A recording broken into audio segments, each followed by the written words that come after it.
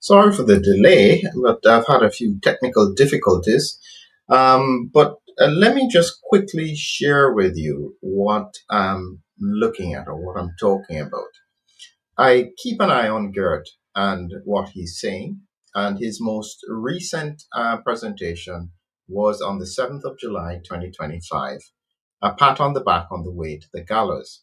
And this is his Substack post, so you can take a look at his Substack if you want. He has a number of posts there, a lot of interaction. As much as I like Gert's Substack, remember that you can also join my Substack. That's in the link below if you want to do that. So before I do a quick analysis of it, I just wanted to remind you that coming up in the next few days, COVID boosters, are they putting you at risk? This is looking at IgG4 and IgG2. Strange combination that is almost mirroring what happens with regards to parasitic infections. And again, sometimes people think this is no longer relevant to them. My way of looking at this is that if it's relevant to your loved ones, you should be aware as to what could be happening. And so if you want to join me, look at the link in the description below. But back to a quick overview as to what Geert had said with regards to this Substack.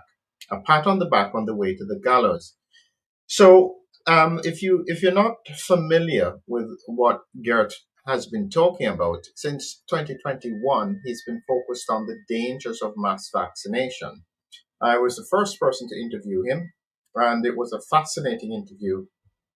Up to today's over 1.6 million views.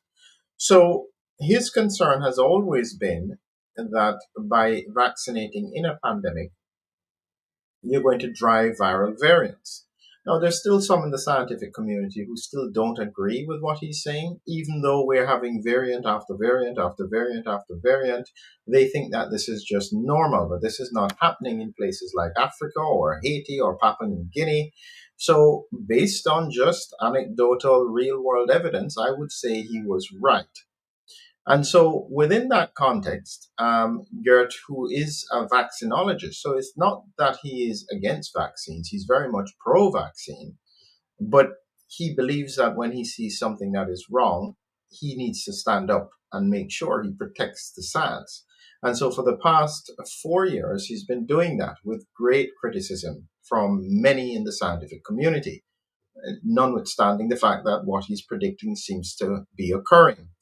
So one of the problems or one of the issues that he raised was that there is likely to be a viral variant of COVID variant that could sweep through and do huge damage to the population. And when we think about timelines, I've always been careful and cautious about that because I remember what it looked like in the pandemic, where you would think something happened, it didn't seem to happen. But then down the line, maybe sometimes 6 months, a year later, you see the pattern that you expected with the SARS. And so within that, it looks to me that this is a similar picture as to what he's expecting. So even in the absence of immune pressure or adaptation, any mutation or combination that further suppresses both antiviral and inflammatory components of innate immunity could severely weaken this most non-specific line of immune defense. So, in a sense, he is saying that immune defense across the population has been significantly weakened. And this is as we see more and more variants coming out.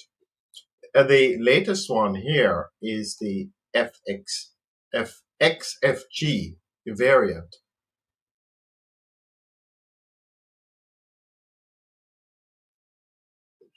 And this variant, which is largely in East Asia at the moment, is now spreading across the world. What I'd say to people is that if you remember what happened with the Delta variant, when the Delta variant came out of India, a lot of people thought it was just an Indian problem. But very quickly it swept the world and was one of the most serious variants that occurred. And so, in the same way, I am looking at this FXG variant And to be frank, I'm following a very unusual pattern in a part of India where there have been a significant number of heart related deaths.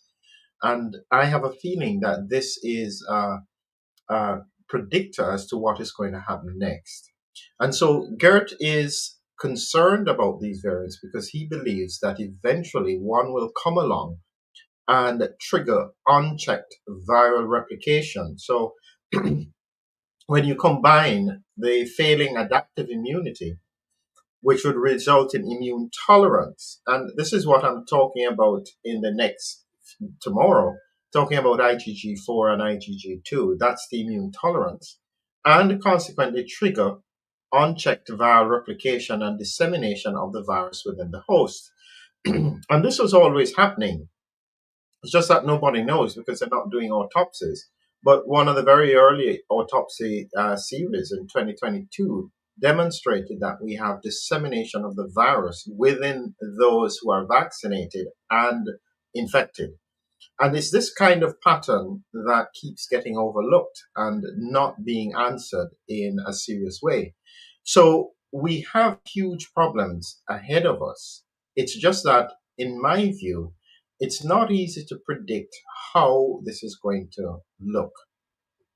Based on what I'm doing, is that I tend to try and parallel what's happening clinically and reflect on how this fits with the science. And what I see from a clinical point of view is that people have very mild infections. And that mild infection is very often ignored in many people. But sometimes 3 weeks, a month down the line, they can have very serious disease. And there is no connection between the two. And so nobody realizes that this is probably going to be COVID related. And this is what the Denmark data showed us. The Denmark data showed us that within 30 days of a COVID infection where someone was admitted, there was 12% mortality in that vaccinated cohort. So there is something going on.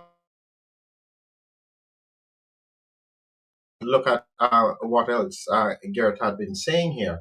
He was saying that he actually had one of the variants, a hoarse voice with accompanying sore throat. He thinks it was one of the XFG subvariants called the Strauss variant. This is the one in Asia that is very mild symptoms. And what he's saying is, as long as the cell mediated innate immunity, mainly in the unvaccinated, remains intact, or if in the vaccinated they have adaptive immunity, they can eliminate the virus or prevent symptoms. But the point is that in a lot of people, it seems that this infection is not so obvious, but it does damage the immune system in the medium term. So these are some very important trajectories in terms of what is happening. So what Gert is looking out for, and I'm trying to try and find it here in this presentation, he is expecting at some point that there is going to be a viral variant. And so he says the inevitable consequence is a sharp rise in chronic infections. This is already happening. With an explosion of new mutations, this is already happening, with recombination of the variants. And then when we have that situation happening, because SARS-CoV-2 damages immunity, eventually immunity will drop to such a critically low level that massive viral invasion and spread, both within individual hosts and between them, can no longer be prevented. And this is technically what he's anticipating to happen. But what I have said, and I said it to Garrett even at the last time I spoke with him, is I think this is already happening.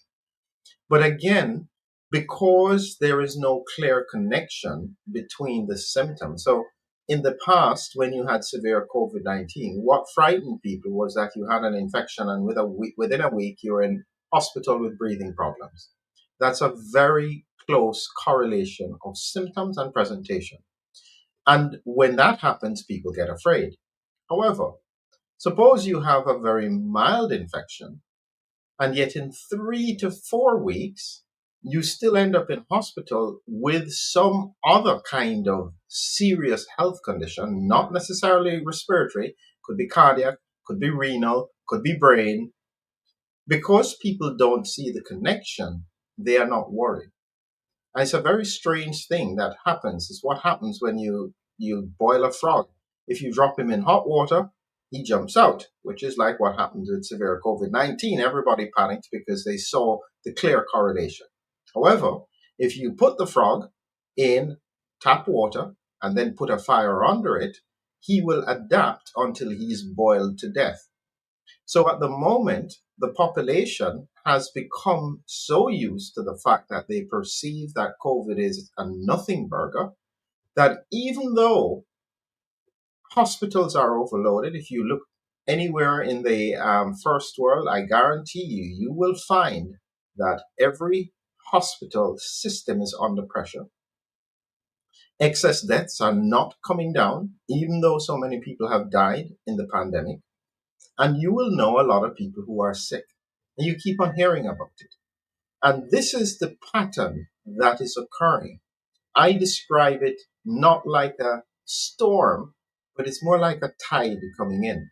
You're standing out in the water is rushing in, you're not taking it seriously because it's still around your ankles, but if you don't move quickly, it will soon be at your waist. That's where we are moving at the moment, where there is a significant trajectory in terms of the ongoing circulation of virus. Nobody's taking it too seriously because they can't see the direct correlation of infection. And as a result, everyone is sleepwalking into the most serious phase of the pandemic, which I think is coming over the next few years. That's a challenge we have. It's one of those times where I don't mind being wrong. But sadly, the science points to the fact that we have a long way to go. Thank you.